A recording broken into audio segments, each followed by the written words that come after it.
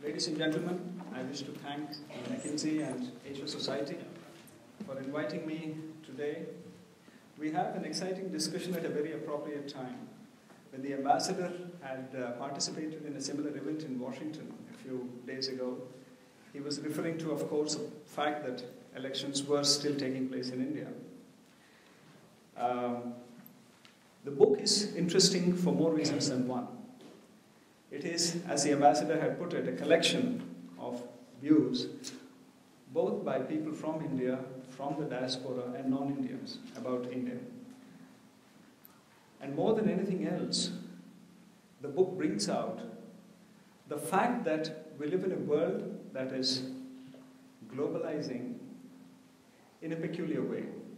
We have free movement of capital, we have free movement of technology, and we have free movement of goods and services. But we don't have free movement of people. That comes under the domain of sovereignty. So, while a small, tiny slice of India and Indians have the luxury of being able to conjure an identity which probably includes Houston, Washington, a slice of Kolkata, a slice of Bengaluru, a slice of Delhi, and probably Tokyo or London. For 99% of Indians, their identities and their futures are linked to territorial India. And it is this India that has expressed its vision of what it imagines a future for in the recent elections, and in a very significant and in a substantive manner. So as that part goes on, these discussions, I'm sure, will complement and supplement the decision of the people of India as has been expressed in the elections. One other aspect of it which I found resonating to me was when I read about the CEO of Starbucks saying, "We are not in Kansas anymore." Guess what? Kansas is part of my consular jurisdiction, and I've been to Kansas. And what struck me about Kansas was the fact that when I went to remote corners of the state,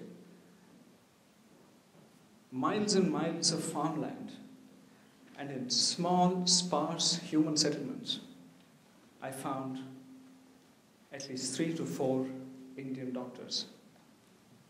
In each of these rural settlements, maybe not numbering more than 50 or 100. And then it struck me that when our own health minister wanted to introduce something about having every medical graduate spend at least 6 months in a rural area in India before they get their license to practice, there was a national uproar in India, and they all vehemently objected. So I think as we reimagine India, it is very important also to see how these various strands of India and Indians, both inside the country and outside, mesh up as every effort is made to get the millions of India out of poverty. Thank you very much, and we all look forward to a very purposeful discussion by the panel. Thank you.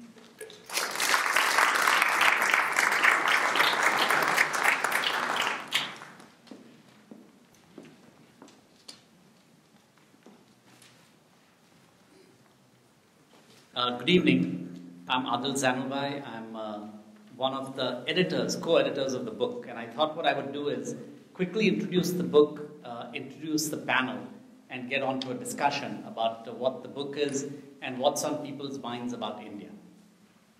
Let me start out with the idea of the book. For those of you who haven't seen it, it looks something like this. It's on sale outside. About 2 years ago, when we thought of this book, the mood about India was extraordinarily negative around the world. Not just around the world, but also in India. It seemed like India could do no right at that time. And just as 5 years before that, India could do no wrong, we seemed to be bouncing between incredible highs and incredible lows. And we felt that neither of those, were really quite right. One had to take a broad view of the development of 1.25 billion people and look at it over many decades in a sense, because that's what it's going to take to fundamentally change the lives of 1.25 billion people. And that to get too excited about 3 years of growth or get too depressed about 3 years of 4.5% growth was not the right way to look at it. And so we thought that we would put together a book about India that would allow people to relatively easily get an idea of the broader India, both economically, socially, politically, etc. And so we came up with this idea of a book which had 60 plus essays. The essays are written by businessmen in India, around the world, economists, authors, etc. Some of the most prominent Indian businessmen and economists have written, including many CEOs from the US, Europe, and others. Bill Gates has an essay about polio in this book. The CEO of Coke talks about what it's like to sell Coke in India. The CEO of Abbott talks about healthcare in India. The CEO of Cisco and Google talk about the exciting technology revolution that can help accelerate development in India. There's also, so there's a whole series of things about the economy, the business, the social structure, etc. And then there's a whole chapter on India's soft power. One element of the soft power is, of course, the diaspora, as represented by people here. And just in case you thought that soft power can only be soft, I want to give you one statistic. Last year, the diaspora sent $60 billion to India. It's the second largest remittance market in the world after Mexico, US.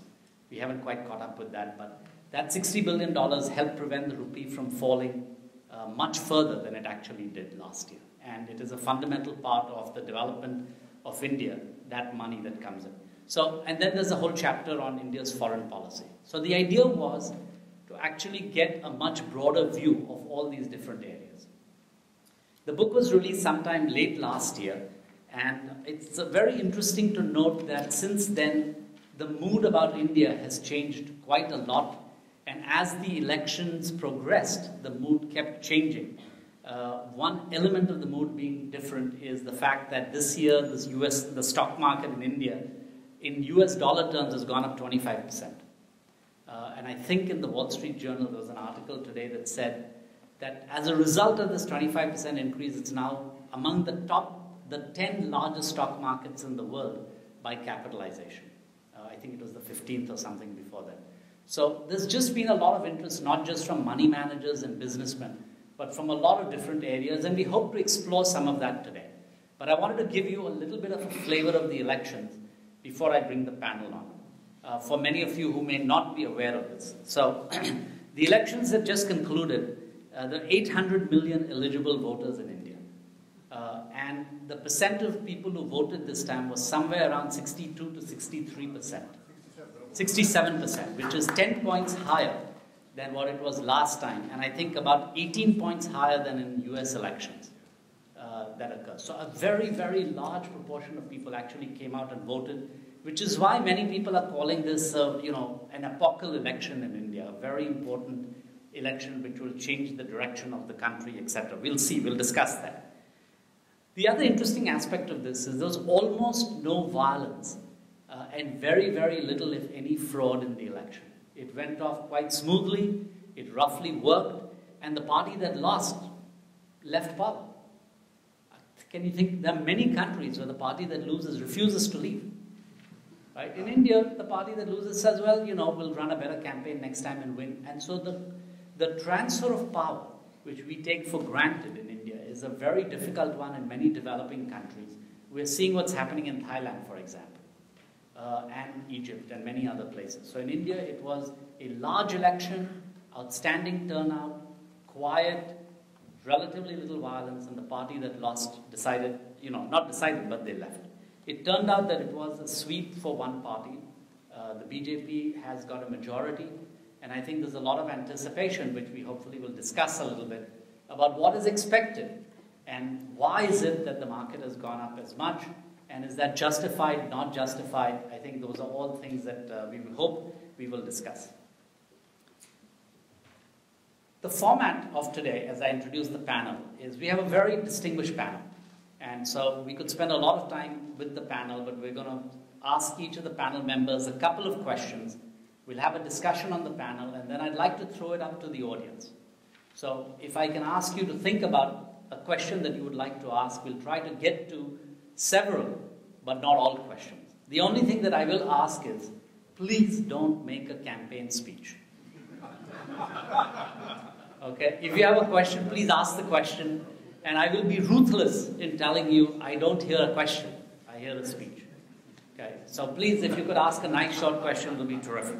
So with that, let me introduce our panel and ask them to come up. Let me starting from here. Patrick French. We're very lucky actually to have several authors who are here with us, as well as several prominent citizens from this area. So let me start out with Patrick French. Patrick French, as you know, is a historian and author of several books, including Liberty or Death, India's Journey to Independence and Division, etc. And he's the author of an essay in the book called Parsing the Grammar of Anarchy. We'll ask him to explain what he means by that. And in fact, Patrick has been prescient. The essay was written a year ago, and some of the things he talks about in the essay came true in this election. And they were quite an interesting series of predictions. So Patrick, can I ask you to come up, please?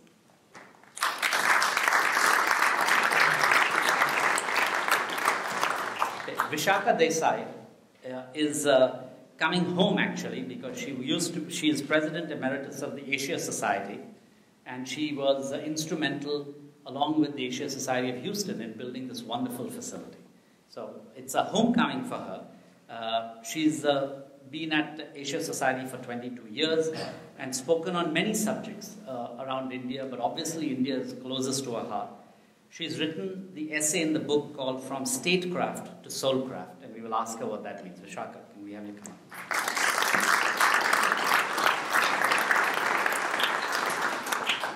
And I guess the two prominent Houston citizens I don't really have to introduce, but I will.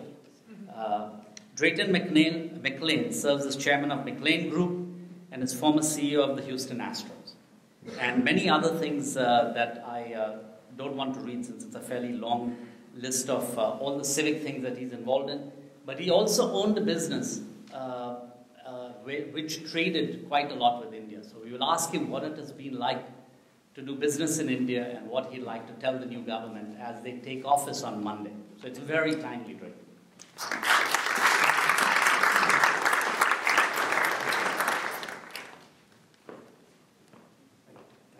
Judge Emmett, you're all familiar with, has served as a member of the Texas House of Representatives from 79 to 87. He was chairman of the Committee on Energy, member of the Transportation Committee, and he has been serving in government and run many county functions and others for many years. And I think we're very happy to have him here. He's visited India many times.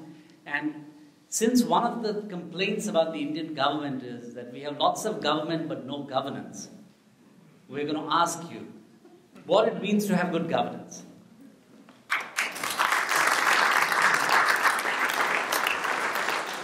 And finally, my colleague Barnik, Maitra, is one of helped us co-edit this book, is a partner at McKinsey, and has written the essay on agriculture in India. So, Barnik, can we join?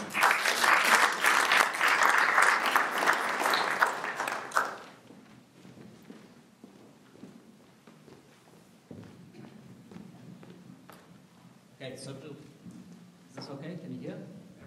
Okay, so to warm up, I'm just going to ask each of our panelists a question that is around the essay that you've written, or around some of the things that we'd like to ask you from the book. And then after that, just so that you can get ready for it, I'm going to ask each of the panelists if they got a call from the government over the weekend, since the government is going to take office on Monday, the 26th, as far as we know, unless it changes. We're going to ask them, what would you tell the government to do? Okay, so I'm giving everyone a chance to think about what that is. But before we get to that, I'd like to start out with some questions around your essays in the book. So Patrick, if I could start with you. You know, you talked a lot about how voters in India vote. And, you know, the anarchy, as you said, the grammar of anarchy in India. And so what did you mean by that, and what did you see about how the voters voted in this election, and how is it different than what it has been in the past? Oh, well, that's a lot of things to answer. But you know what I wanted to say first of all was that about 10 years ago when I landed in the US for the first time, it was in Houston. And I've not been back until this afternoon, so it's good to be back. I had to spend rather a long stretch in Oklahoma, in the University of Tulsa, where the great writer V.S. Naipaul's archives, along with so many other great writers, have ended up. So, just to briefly explain the grammar of anarchy, the author, or the primary author of the Indian Constitution, when India became a republic in 1950, was Dr. B.R. Ambedkar, who came from a very underprivileged background. He was a Dalit, or what at that time was known as an untouchable. And he made a very interesting speech immediately after independence, saying, we need to put aside the grammar of anarchy, by which he meant mass popular protest movements against the ruling colonial power. And he was saying, if we're going to run this country properly and have good governance, you can no longer have the assumption that mass movements are the way to govern. But to touch briefly on the election, I did a survey after the last general election of how every Indian MP had got into Parliament. And I think many people were shocked by just how many hereditary MPs there were. In the ruling Congress party, MPs under the age of 45, 9 out of 10 were the sons or daughters of other eminent senior politicians. And there was a direct correlation between age and heredity. So people aged 70, in their 70s or 80s, almost all had got into senior positions on their own merit. Whereas if you looked at MPs under the age of 30, every single one in the Indian Parliament was mummy or daddy's child that had been put into Parliament. So I think what you saw at this election was a whole range of different things, bearing in mind the sheer number of voters. But I think you definitely had a reaction against some of that hereditary politics, even though there were, of course, many new ones who were elected, including some BJP hereditary politicians. But I think there was really a very strong feeling against entitlement. There was a very strong feeling in favour of aspiration. I was stunned in particular by the fact that young voters, first-time voters, aged 18 to 22, more than any other demographic, favoured the BJP.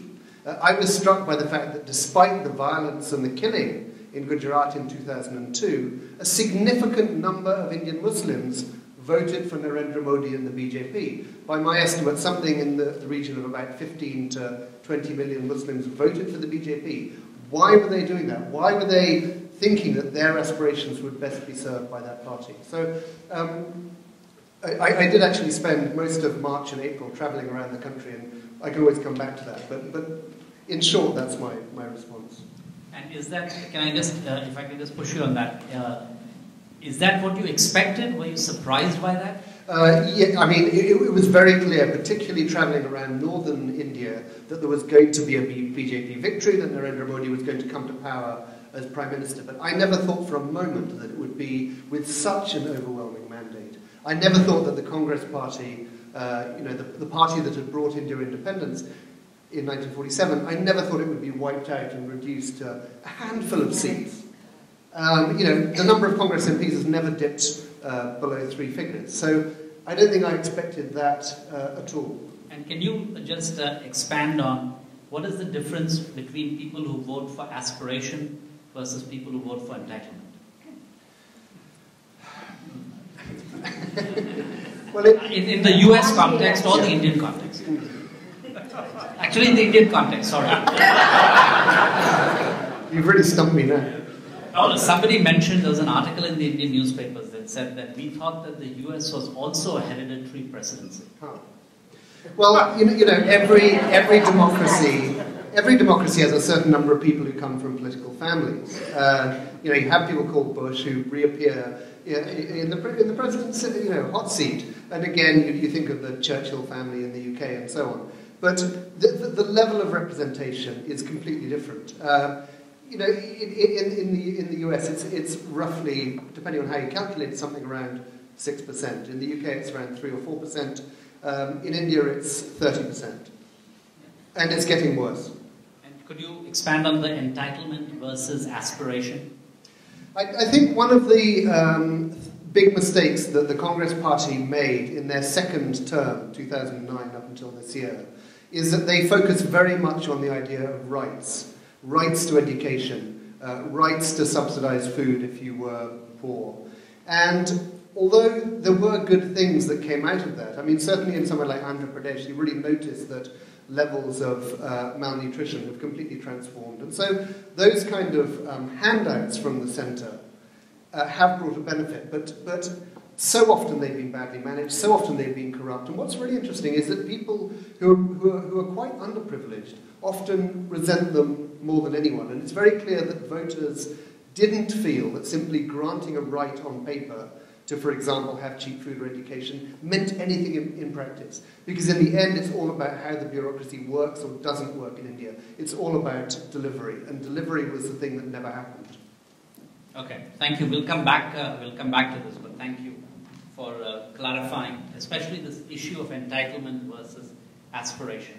I think in about 4 or 5 essays in the book, there was this prediction that the aspirations of, and by the way, just to clarify, this time there were 100 to 120 million new voters who had never voted before in this election, and that's who you were talking about in terms of the young voters.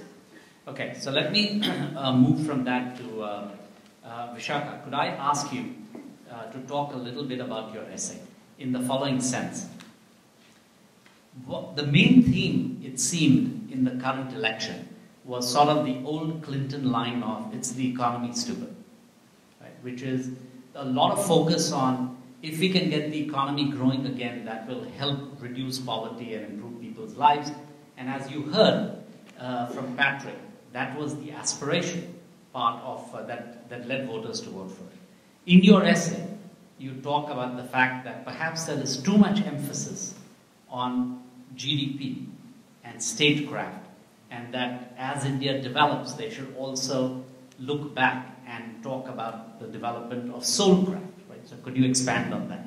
Well, first of all, let me just say that it's very hard not to focus on the election right now, because it is so amazing in what has happened. There are a couple of ways to think about this. One is that I would say, obviously, this was the economy stupid. It was about aspiration in a material sense.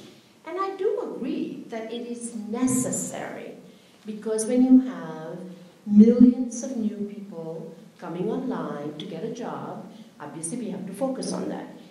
My point is... I think there's about, just on that, if I can interrupt, 10 million a year. Right, for the exactly, next year. Exactly. So, my point is it's necessary but not sufficient. And if everything gets narrowed down only to the economic equation, we really are forgetting who we are as a nation and the idea of a nation. I had a privilege and an honor of briefing President Obama when he went to India in 2009. And he said, I want to get a sense of what you think India is about. And one of the things I said, which I think is necessary for us to think about, is that I gave him 3 numbers, 6,000, 60, and 30. And he said, what? What is that? What my point was that the economic India that we think about is not even 30 years old. You can think about it 91. It's a young nation when you think about economics. When you think about politics and a geopolitical sense of India as a nation, India is give or take 67. When it comes to India, the cultural sense of India, the philosophical sense of India, that's 6,000 years. Are we willing to say that it's only about the last 30? What happens to the 6,000? And why are we not paying attention, not to politicize culture, mind you, but to actually think about what makes us who we are and how do we actually support it? So in the essay, my argument was that in order for us to bring it back, if you only privilege rational sciences, engineering, and math, which I dare say most of you McKinsey guys are, who's going to think about serious study of philosophy and culture and history and its relevance for today? Not being romantic about it, not being nostalgic about it, but to say, why does it matter? How does it matter? And therefore, the study of humanities, which in India has absolutely gone down the drain. So that was my So Vishakha, the only thing I would add, and perhaps you could comment on it, is that as I was talking to people about India's soft power around the world, the number one thing that everybody mentioned were Bollywood movies. Okay? And that Bollywood movies has done more for the Indian culture around the world and a recognition of what's happening in India, even if it's distorted by the movie screen, than anything else. And that is at least more than 60 years old. Right? A little older than that. So but in the world, it's not so 60 years old. I mean, in the world, it's much younger. But I think actually the soft power as a term is a very useful thing for us to parse a little. You know, when Joe Nye, a Harvard professor today and also a policymaker, when he talked about soft power, he really talked about soft power as capacity of a nation to influence others by the way they behave, think, and promote culture. So part of it is that when we think about soft power, I think it's not just Bollywood, it's not just yoga. Yoga too is a soft power for India. And it is not just the spirituality a la the Beatles, let's say, or the music. But what Secretary Clinton, when she was secretary, said is that it really is about the smart power. And the smart power is both combining the softer edge of how people perceive you along with the hard power, which is economic and military. And I'll just end with one very small anecdote, and that is that in China, where as the former president of the Asian Society, I went all the time, quietly, all of my colleagues, intellectuals, would say, you know, economically, we don't compare ourselves to India. We compare ourselves to the United States. There's no comparison. We don't worry about that.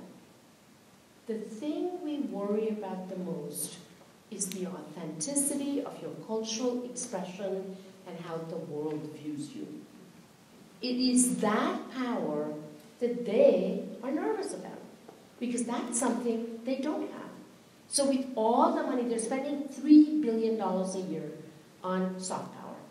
And yet, polls after polls, all the studies show that China cannot quite get that positive kind of feeling that people have compared to India. Now, there's all kinds of reasons for that. But the point I'm making is that this can be actually a very strong aspect of how we position ourselves globally and domestically. Thank you. I think we'll come back to that when we talk about US-India relations. Drayton, as someone from Texas who's done business around the world and in India, we would love to hear, you know, there are many essays in the book which talk about the fact that it's difficult to do business in India. On the World Bank Index of ease of doing business, I think India is 134 out of 180 countries. And, you know, there are many people who talk about the fact that the bureaucracy puts a lot of red tape in the way and it's difficult to do business. So as someone who is actually involved in business from here, can you give us your thoughts on what is it like to do business in India and what would you like to see change over there? Well, thank you very much, and it's an honor to be here tonight. And I'm not sure how much I have to contribute, but I have the best ringside seat, so I'm going to really, I'm going to hear the answers and the big ideas quicker than anyone else. So I'm really here to learn and to really enjoy seeing what this group feels is the potential of India. I'd first like to thank the Asian Society. I have not been to this building. I love architecture, and I'm just totally overwhelmed. I might not leave tonight. I might just stay here. But thank you for inviting us and to be a part of the program. Thinking of India, I've done business in almost every major country all over the world. And I thoroughly enjoy business, but in thinking of India, the first thing that comes to my mind is potential. You know, whether it's a human being in his knowledge, an athlete in his ability. But if you look at India as the world's largest democracy, even though it's young in its democracy, what is the real potential of India? And it's, I think, totally unlimited.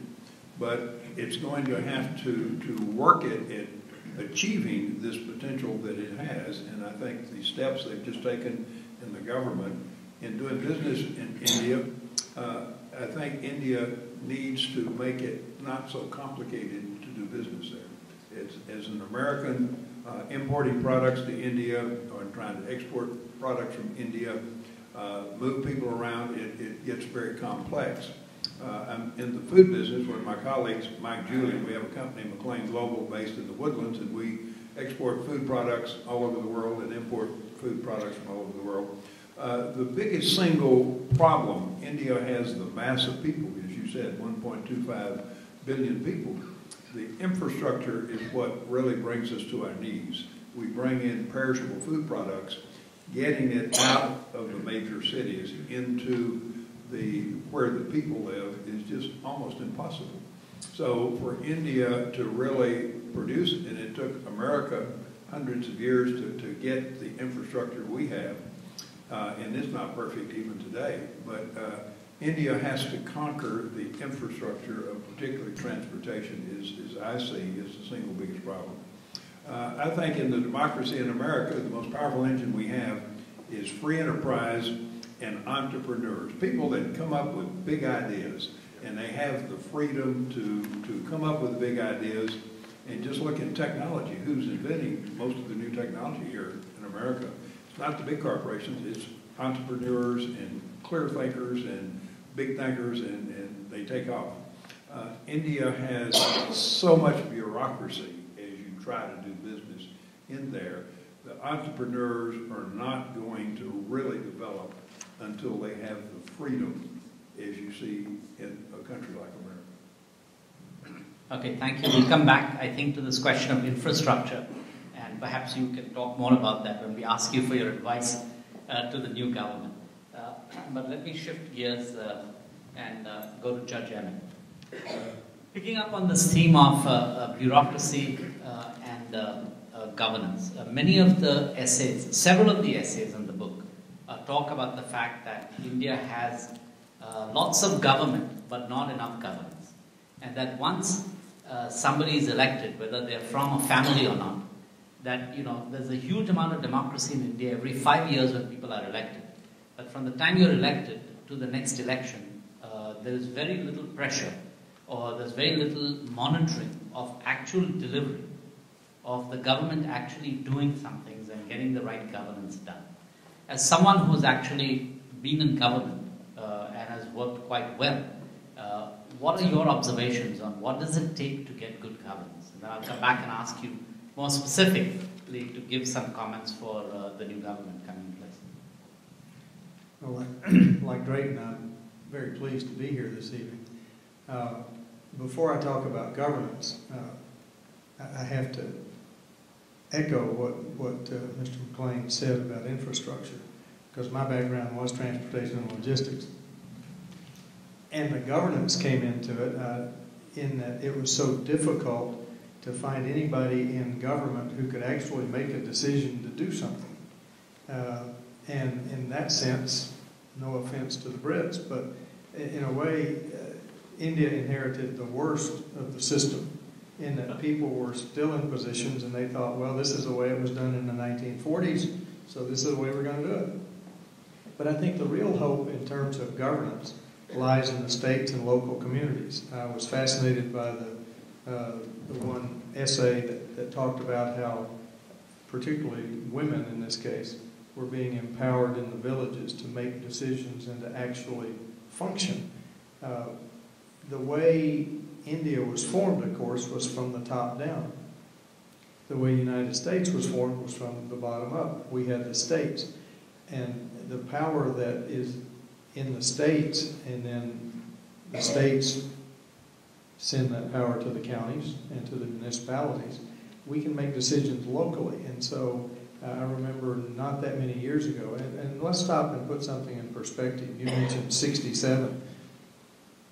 When the United States was 67 years old, it was 1850 and we hadn't even had the Civil War yet. So the United States was not very well formed at age 67. India is a lot farther along than the United States. But having said all that, I think whether you're talking about emergency preparedness or economic development or education, the more power that can go to the states and the localities, the better off India will be. I've seen, and even create competition between the states and between the localities.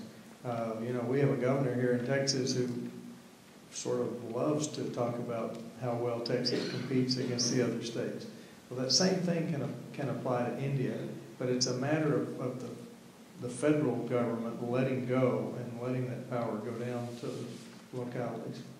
I'd just like to add 2 comments on that, and perhaps then we can push that a little bit further. In this election, first of all, there are like 5 essays in the book that talk about the rising power of the states in India and the competition between states.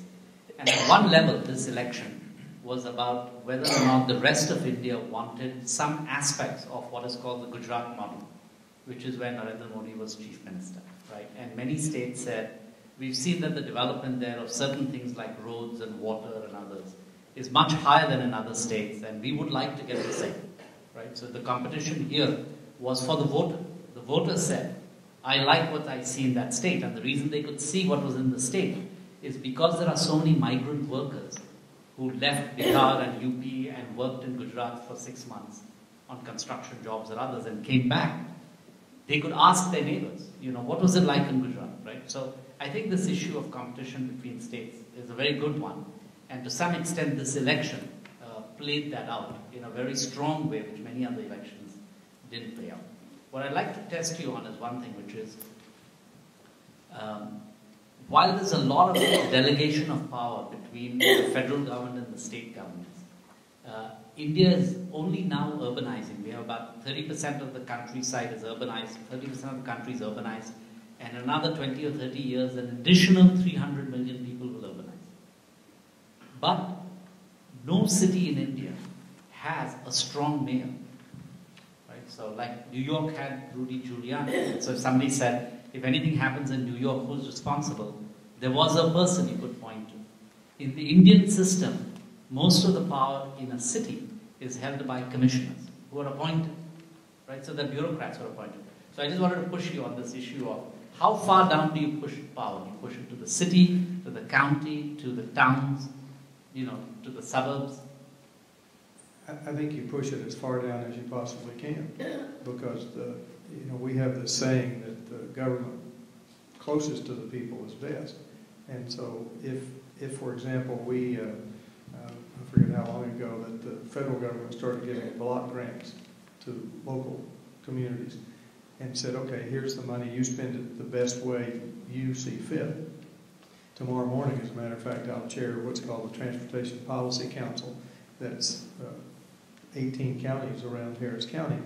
And that council sits and decides, okay, which roads should be built before the other roads, so that we decide where should the infrastructure go. That decision's a local decision as opposed to a decision that comes down from the federal government. Okay. Good. We'll come back and talk about that, but thank you. I'd like to come to Barnik. And Barnik,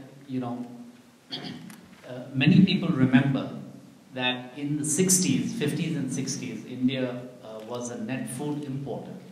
And that in fact there were famines at that time and many people died.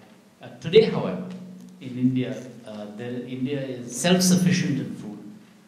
And in fact there are no famines. Very few, if any, people have issues of starvation, lots of issues of malnutrition, but not really issues of starvation. So what's the outlook for Indian agriculture?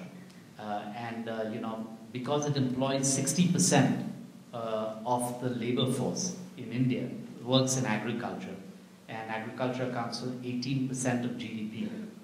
It's a very important part of it. But what's the outlook for agriculture that you talk about in your essay? Agriculture is a very interesting subject in the context of India. If you live in India, agriculture is the domain of problems, and that's the perception everyone has. You have the perception of the poor, struggling Indian farmer, you have the perception of a sector which is growing at 3%, But what people don't realize is agriculture is pretty dominant. India is the third largest producer of agri-products around the world.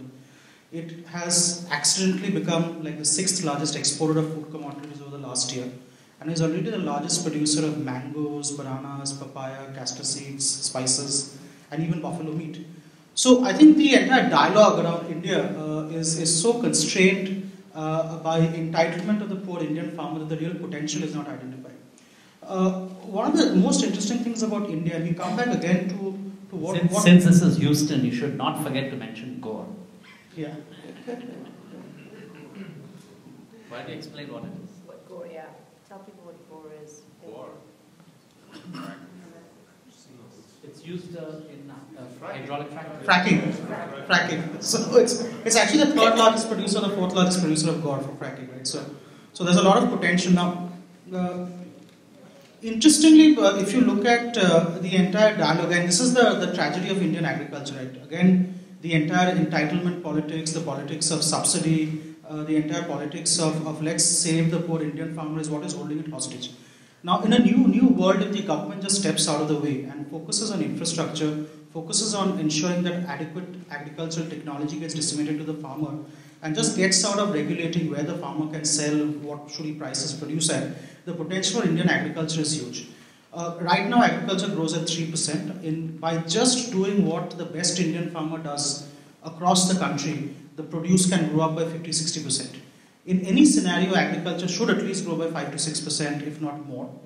The other interesting thing is processing. I'm sitting in America, we know how Americans love processed food. America adds over 500% value add on its agricultural produce for processing. That's 500% of agricultural produce. India adds 10%. And if you look at where India should be, given its per capita income, it should be 30 to 40%. And I'm sure Drayton faces a lot of problem pushing processed food. So I think the potential is tremendous. And I think one of the hope, right, is you may doubt the Gujarat model. And we've seen the famous Bhagwati versus Amartya Sen debate. But the undoubtable fact is that Mr. Modi has delivered 10% agricultural growth year on year in Gujarat. And that was not there before he came in.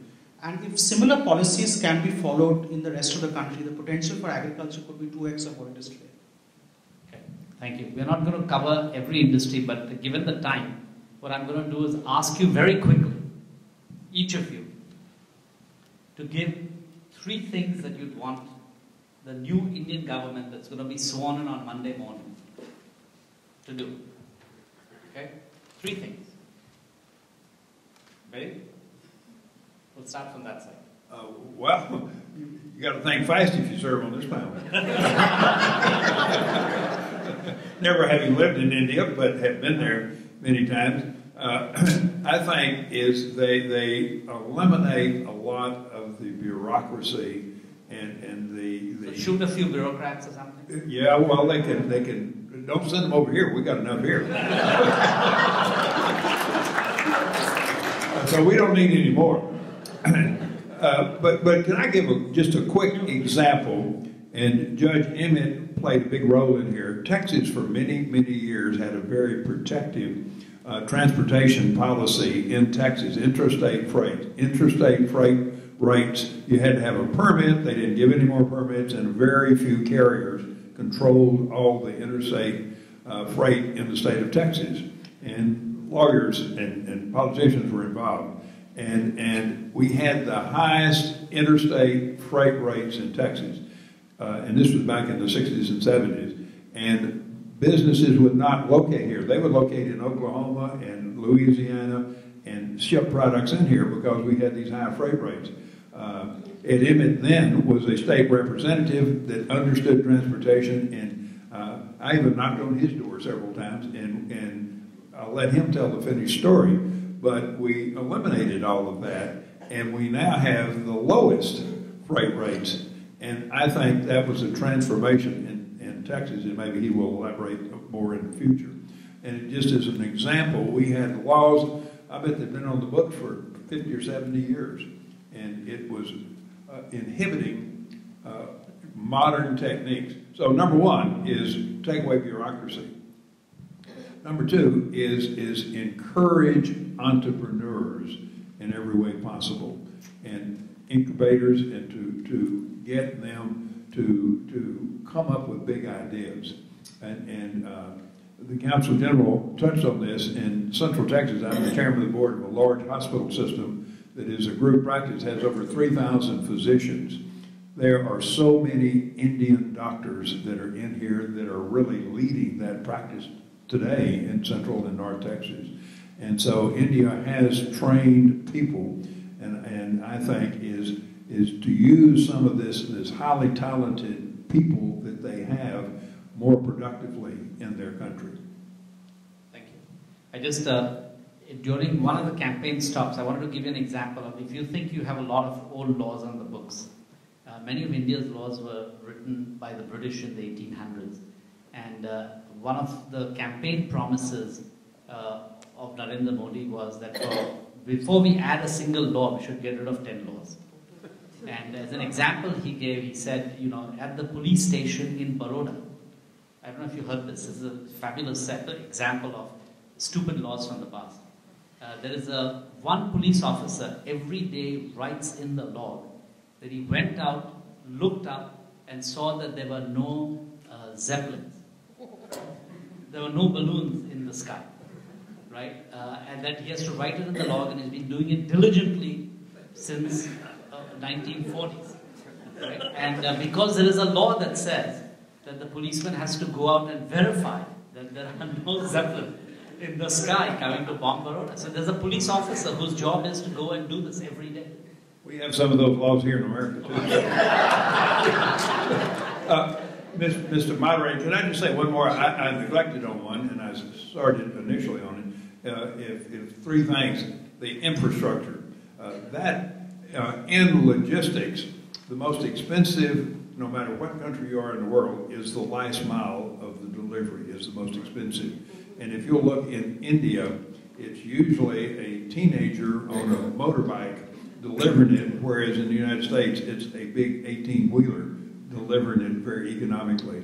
So India's got to change the infrastructure. It's going to take time. Okay, terrific. I'm going to skip you and go to Patrick for a minute. Oh. Just to catch him unawares. Okay, I've been caught unawares. Well, okay, three quick ideas. One would be on land use, and just the fact that in order to start a new undertaking, it's incredibly difficult to get the permissions, to get the clearances. This is not necessarily something that the new government in Delhi can solve. This is a state subject. It's theoretically devolved. You could say that if the state-centre arrangement worked better, that you would have a greater opportunity to actually make it happen. But the reality is that because of what in India is known as coalition dharma, that very often the decision isn't made for explicitly political reasons. So I think that the new Prime Minister Narendra Modi is going to be circumscribed on this. A second thing would be employment law. This is really a hangover from the days of state socialism in the 1950s and 60s and 70s. It's very hard to have a large company in many areas. It's very difficult to have a large factory producing things. Very often it's easier to have, say, 15 or 20 people, simply because if you have, I think it's over 100, you have to take permission from a bureaucrat in order to hire and fire, which is an amazing opportunity for corruption and money making. And I think it's one of those old laws that theoretically protects workers, but in fact today does exactly the opposite. And I think the third thing would be, Adil, you mentioned earlier the ease of doing business index. Well, the place where India came literally at the bottom, except for Timor, which is not a place that many of us have even heard of, where India was literally the second worst country in the world, was in the enforcing contracts category.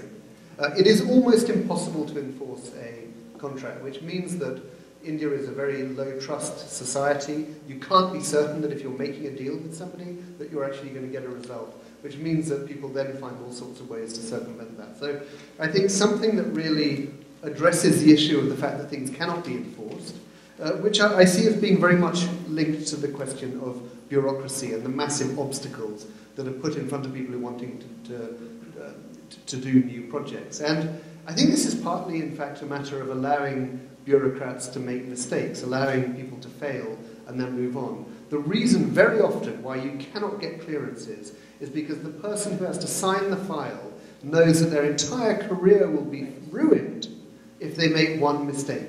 Now, of course, anybody who does business in any field, in fact, anybody who works in any job anywhere, knows that you have to be allowed to make mistakes in order to do anything.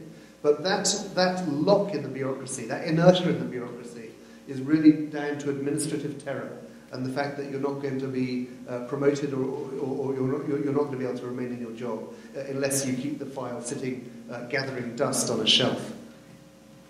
Vishakha, would you like to? Gosh, I have three things. They all kind of, why is it 3 and 5? It's a magic number. I know, there's something about that. First is delivery. And I would say delivery. One of the biggest problems in India is that monies get committed, roles are, laws are made, no implementation.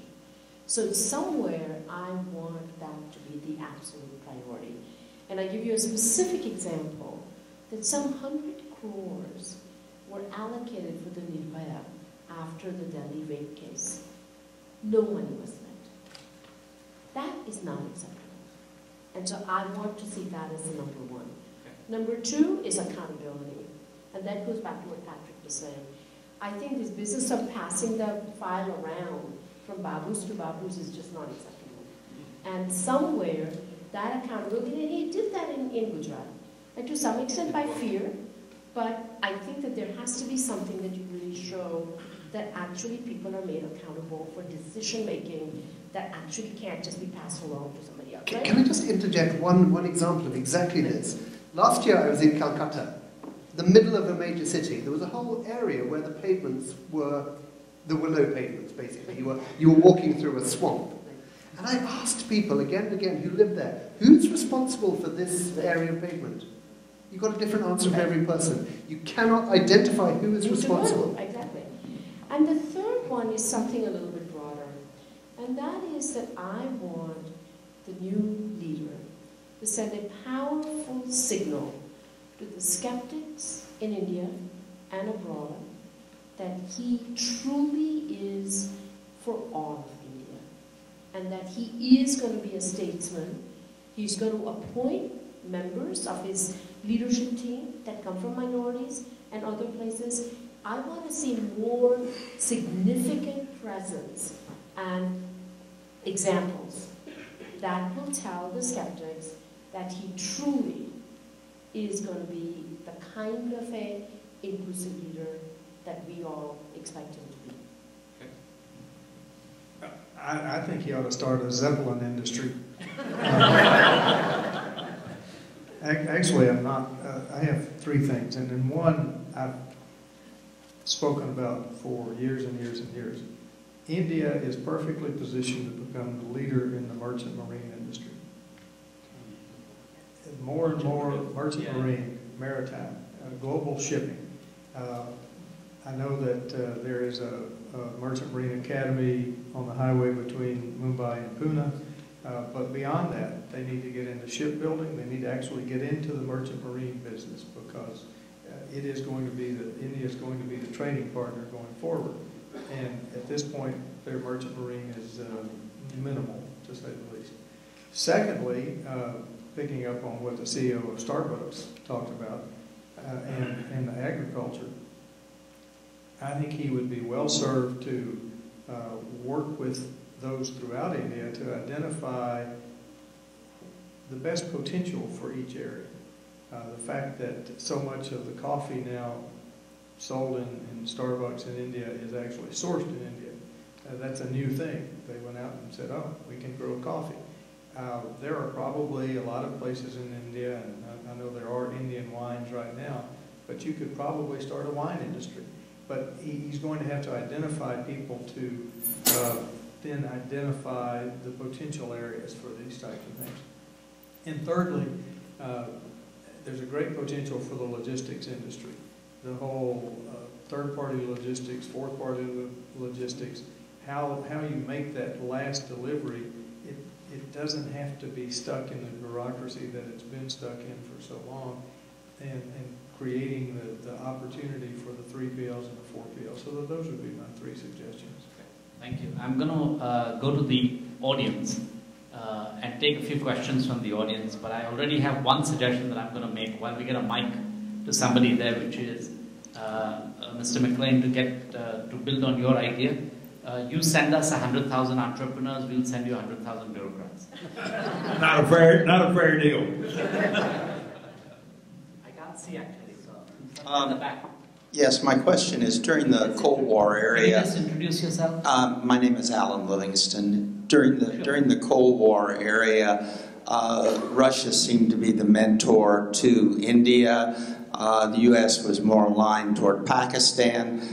There have been American industry questions that have arisen over the last few years, Bhopal, of course, and the Enron power plant.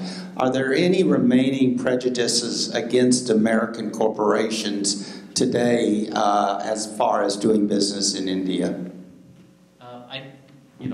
Go ahead, Patrick. Can I answer that? A friend of mine of Indian origin who works for a think tank in DC was taking an American business leader to meet different people in Bombay. And he met somebody who's a very successful businessman, an entrepreneur, who in the opening stages of the conversation mentioned that he was also a communist. And I think that for somebody coming from outside India, that was an unusual thing to hear. But in an Indian context, it's still there. So I think there is a lot of that residual antagonism in theory. I would say in practice that normally it isn't really much more than skin deep.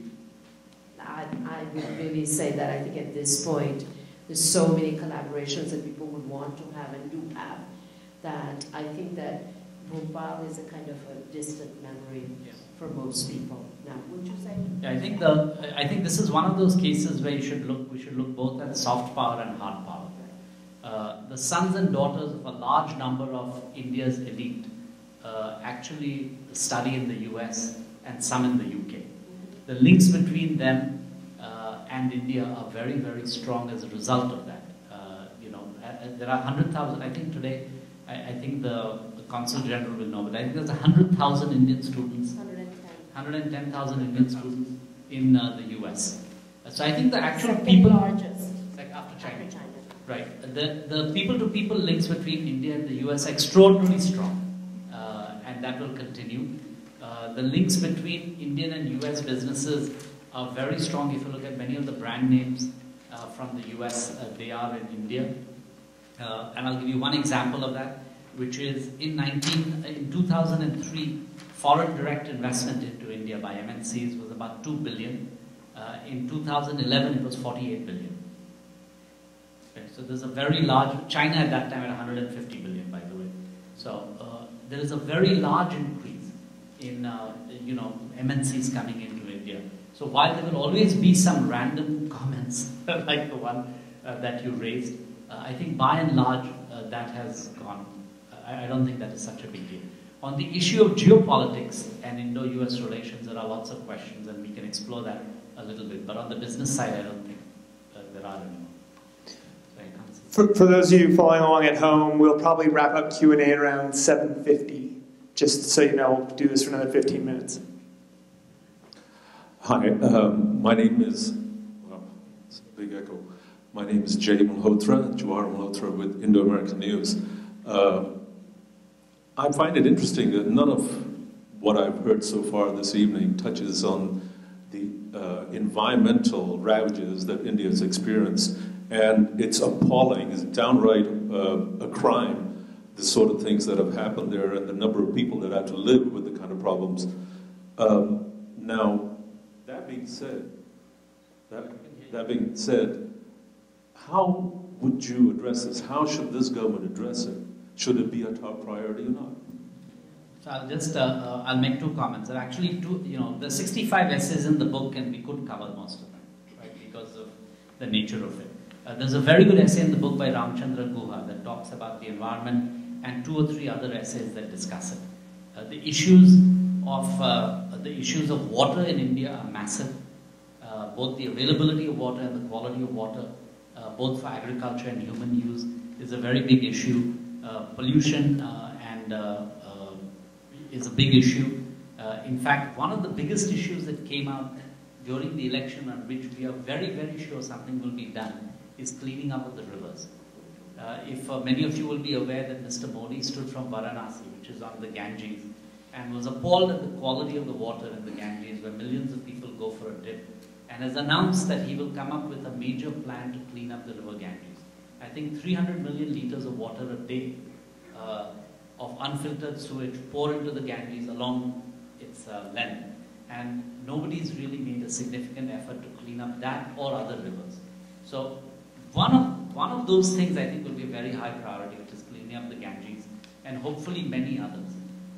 There's another big environmental issue that is highlighted in the book, which is, if you look at countries affected by climate change, India with its very large coastline, huge dependence on monsoons, and dependence on the Himalayan glaciers for most of its river waters, is actually extraordinarily vulnerable to anything changing. So rise in water levels by the sea affects India dramatically because of its huge coastline. Any climate change that leads to a change in the monsoon of any kind will create huge chaos. And the decline in Himalayan glaciers would hurt, a large, I think 500 million people get water from Himalayan glaciers, and that affected. So I think the issues are huge. Solving them is even more complicated, but I think a start will be made, at least of one that I'm sure of, which is the cleaning up of the river Ganges. I think if I can add, Mr. Modi, even in Gujarat, made a very, very big push. So for him, to clean up the Sabarmati. To clean up Sabarmati, but also quality of air. Ahmedabad used to be horrendous. Those of us who are from Ahmedabad, you couldn't breathe, and it is much better now. But partly because he has made it a priority. And I think that much more so than other political leaders. So I do expect that environment will be high on the agenda. We have to see who the minister is going to be, because that will make a big difference as to how they will go about. Hi, Dave Ramaswamy. I'm an agricultural consultant. So to Barnik, India is sufficient or exporter in wheat and rice and other mangoes and other fruits which you mentioned, but it has net deficit in lentils and edible oils, fats. So if you look at calorific intake of the average Indian male, especially in rural India, it's gone down over the last 30 years. And because of excess eating, substituting carbs for fats and protein, India has a diabetes epidemic on its hand. So my question is, how do you reimagine a fit, healthy, and nutritious India? And my question to Vishakha is, for thousands of... One question. That's not fair. You have to do one question. Come on. To be followed up. You can catch Vishakha. Oh, sure. No, so if you look at on the downside of lentil supply, right? Indians are eating far more proteins in terms of chicken. Right? The poultry industry in India is growing at 10% per annum.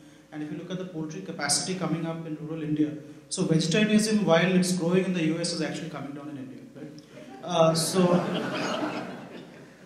Now, the most important thing which the government needs to do, and this is where the government needs to get its act together, right? See, in addition to, it is impossible for the government to control what the farmer grows, because the farmer grows stuff based on economics.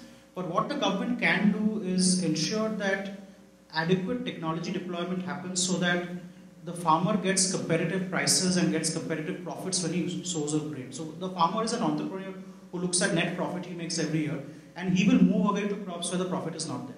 So in terms of the imperative is twofold. One, in terms of productivity, the government really focuses on technology adoption. India can grow far more lentils in terms of productivity. The second thing is just the food safety standards, and there's an issue of processed food where there is no enforceable standards and there is a genuine issue of quality. There is a big push towards food safety standards, and in fact Mr. Modi, in one of the bills he's going to take back from the UPA regime, is going to pass the food safety standards bill, which will ensure an adequate quality of food.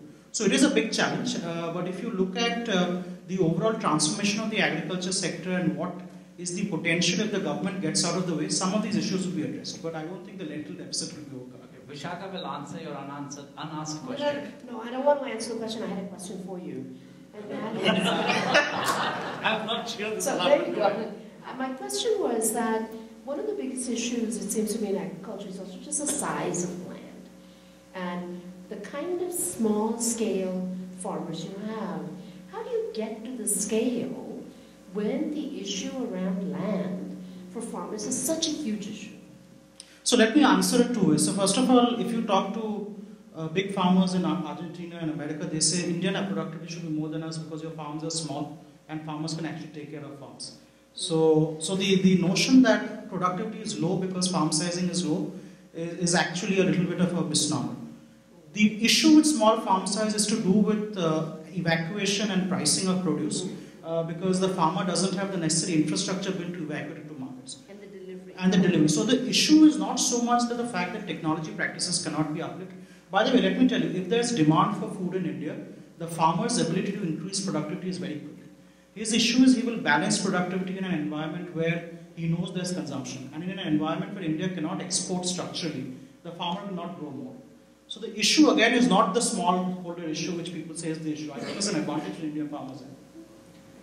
I have to weigh in on this a little bit. I think India farmers would be well served if they took the model of the farmers' co-ops that we have here. That way you can have small farmers, but the combined resources and the combined marketing power can be very, very beneficial. So that might be a fourth item I would add to my list. I think that's happened in milk actually. The only place that's happened is milk and it's worked very well. No, it's happening in banana in Tamil Nadu. Let me tell you one place where it's happened outside milk. Milk is again 1970s and 80s. The only revolution of farmer cooperatives, and it's called farmer producer organizations. And the union budget has allocated money for them. So I think the policymakers are aware. Let's hope it just catches fire. We're going to move away from bananas. Next. Okay. This lady here. Good evening, Vani Rao from BP America. So I have a question about the soul of India. And I'd like to know what your thoughts are in light of all of this progress to talk about the status of women and particularly what that means for the development of the girl child. I'm glad you asked that question. One of the reasons I brought Nirbhaya in is that I was very aware that we hadn't really talked about women, that somehow I wanted to get that in.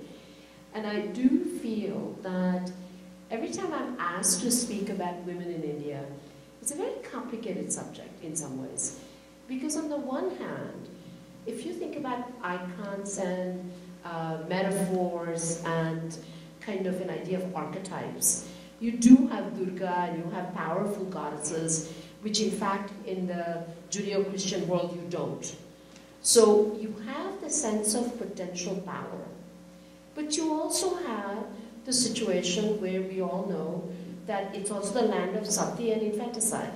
And one of the things that I've been extremely concerned about vis-a-vis Mr. Modi is that while Gujarat has grown at the rate it has, the infanticide and the selective abortion of women, girl child, is absolutely not acceptable because that rate has not gone down in Gujarat.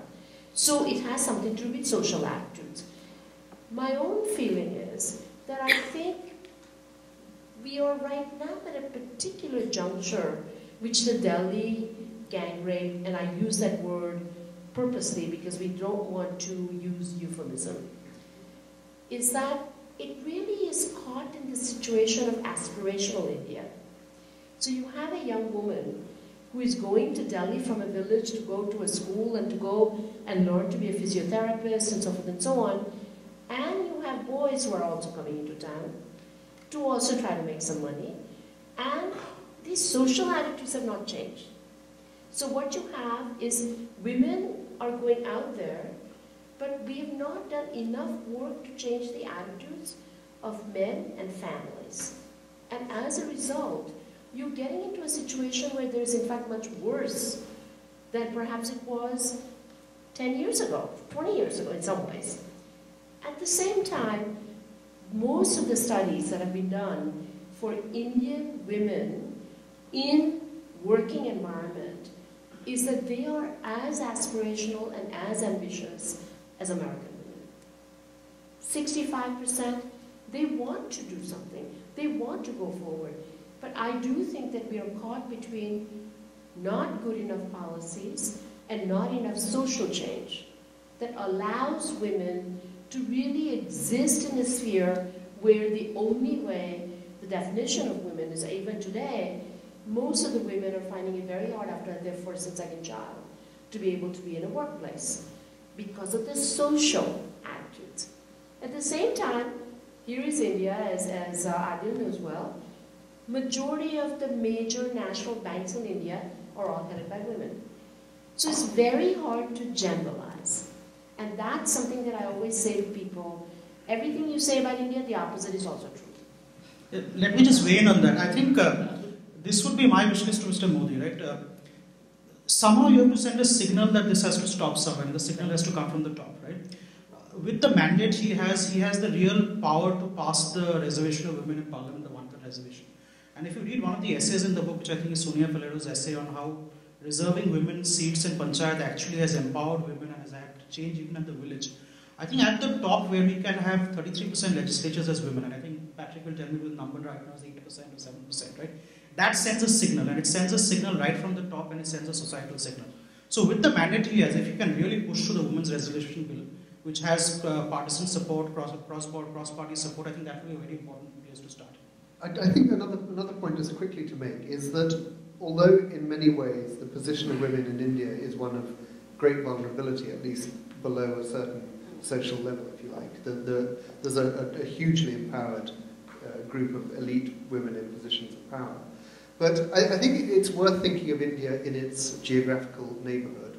You would be hard-pressed, I think, to find a neighbouring country where women overall were in a stronger position, where they were able to have the kind of aspirations to live the way that they want to, or to dress the way that they want to, within all those social restrictions. And I think that the issue that Vishakha touched on of sex-selective abortion, the abortion of girl children, is a major problem. It's a problem particularly in one part of Gujarat, and I noticed that it's at its worst in Punjab, Haryana and Delhi, which are interestingly the same three states from which the highest number of hereditary politicians occur. So it's really it's a North Indian, very nasty, patriarchal social attitude that, like you say, Narendra Modi has the mandate to do things about this now if he chooses to. Yes. Charles Foster, I'm chairman of the board of the Asian Society Texas Center. Hi, Vishakha. Delighted you're all here. My question, Drayton referred to this, all the large number of the Indian diaspora that's here, immigrated here. Is there a concern in India about the brain drain? And particularly, we have comprehensive immigration reform. We're going to significantly raise the quotas, permanent and temporary, that's artificially kept those numbers low. Is there a concern in India, brain drain? Concerns on brain drain. Let me take a little bit of a counterintuitive view there, right? The challenge in front of India is, as Adil mentioned, is to create jobs, and it's to create 1 million jobs a month. Unfortunately, what India has done very well is to crack the high end of the job creation, whether it be the service industry, the IT industry. Where India needs to do far better is creating labor-intensive manufacturing jobs. So, at some level, the priority of the government is to ensure that it creates engines of job creation in high labor-intensive and low-skill intensive sectors. As a result of which, I don't think brain drain is necessarily the most important problem for them to solve. On the positive side, it helps India maintain a very positive image in the world, and the soft power of India is actually leveraged by the brain drain. So I think sitting in India, we believe it's a positive thing because they are ambassadors for India, and in trouble, they've noticed them to come back to India's aid, whether it be the showing of the rupee or other things. So not a big problem.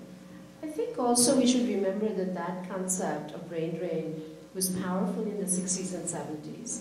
But today, in the globalizing world we live in, there are so many of us who are in the diaspora, who are going back and forth. We're fortunate that it's not a situation where you can't go back. And people are engaged there, people are engaged here. In fact, Mr. Modi's party, BJP, has huge support in the United States. The Friends of BJP is one of the biggest kind of support system right here. So, the point I'm making is that this transnational nature of how we live really is a completely different ballgame from the early days of the notion of brain drain, I think. Unfortunately, we only have time for one last question. That's a terrible thing. This discussion can go on forever. My name is Pradeep Anand, and welcome to Houston, all you visitors. Simple question. It's really, do you, with all your experiences in India, do you see a north-south divide within the country, culturally, politically, ethically, work ethic related? Can you elaborate on that? Let me start out with one of the essays at the beginning of the book that says that the Indian experiment in democracy is a very and development is a very interesting one, because unlike China and many other countries that have done it, India is the home of incredible diversity. 7 major religions, 14 language groups, 260 dialects, a huge difference in DNA from the northeast to the south. So on any basis, I think taking a north-south divide is one of 250 different distinctions that you can make.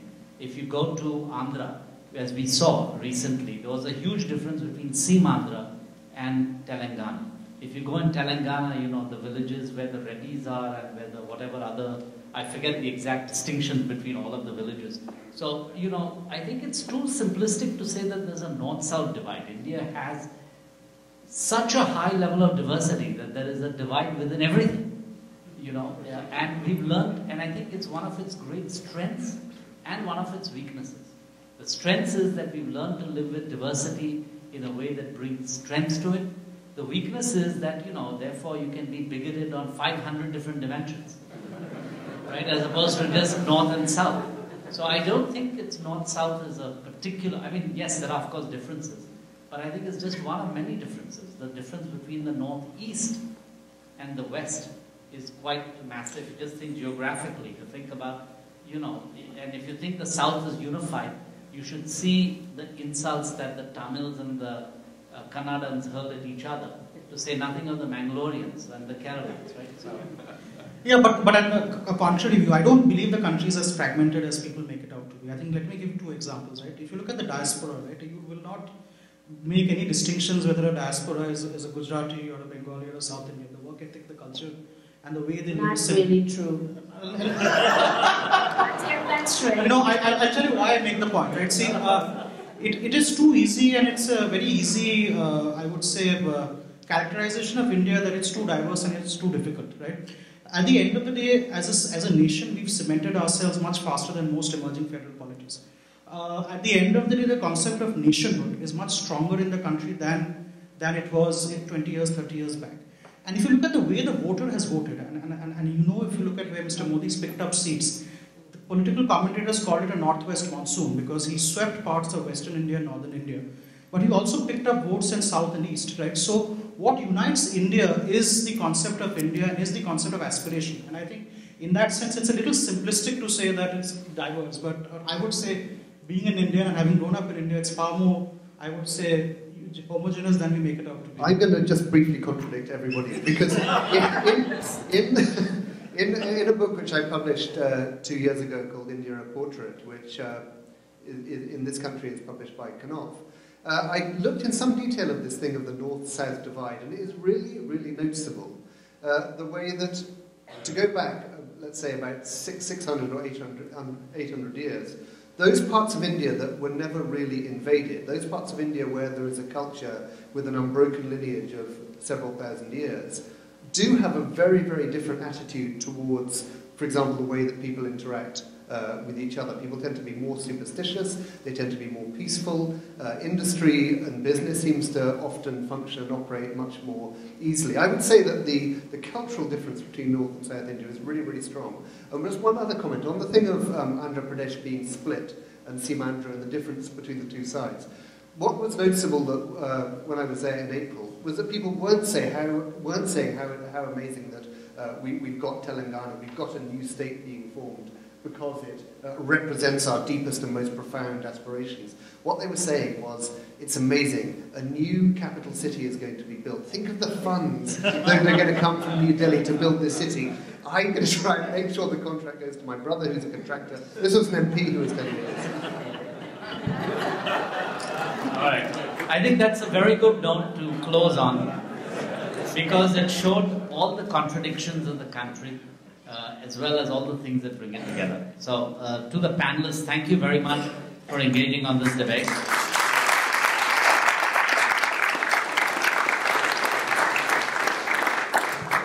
thank you for covering about 15% of the book. And for those of you who want to see more, you'll have to read it. But thank you very much, and thank you, Asia Society, for hosting this for us. Thank you.